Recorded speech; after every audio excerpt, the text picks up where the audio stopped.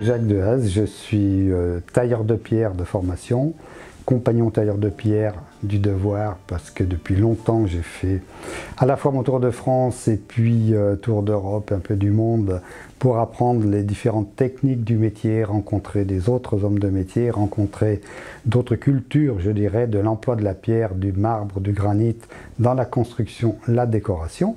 Donc ce qui m'intéressait en tant que chef d'entreprise et en tant que ayant eu l'expérience, la chance d'avoir connu les derniers châssis pendulaires au sable, aux carrières de Comblanchien que j'ai fait tourner pendant une année.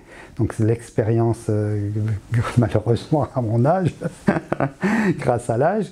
Et quand tu m'as sollicité, donc ça m'a tout de suite plu parce que je dis tiens, c'est vraiment une aventure extraordinaire. C'est toujours une aventure humaine bien sûr, mais aussi apporter un petit peu le peu de technique que je peux avoir par rapport à ce que je disais tout à l'heure, les paramètres qui sont bien sûr l'élaboration de la machine, mais aussi le choix par rapport à la dureté ou la grosseur du bloc de marbre, de calcaire dur, acier, le choix du sable, de l'eau, des lames, du nombre de lames, et on n'en mettait pas plus de 5 à l'époque parce qu'on n'avait pas les moyens, la force motrice pour entraîner à 50 lames comme aujourd'hui.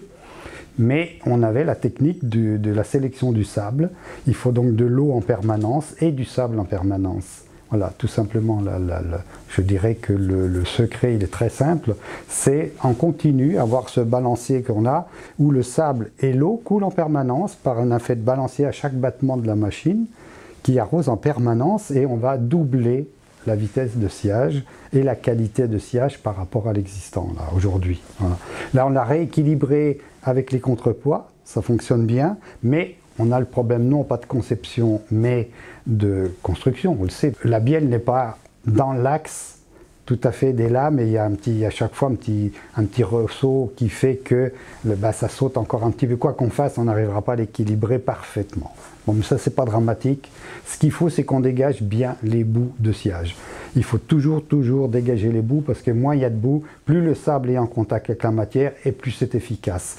Lorsque les lames sont rentrées, on met plus d'eau et on récupère le sable avec ses bouts qui sert à ce moment-là. Une fois que les lames sont rentrées, c'est beaucoup plus facile de mettre du sable dessus et c'est 2 fois plus efficace. Ce qu'il faut aussi, c'est qu'on ait, comme on a ici, un mouvement assez long et lent. C'est-à-dire que si on avait un battement 2 fois plus rapide avec une course 2 fois plus courte, on serait beaucoup moins efficace. Voilà.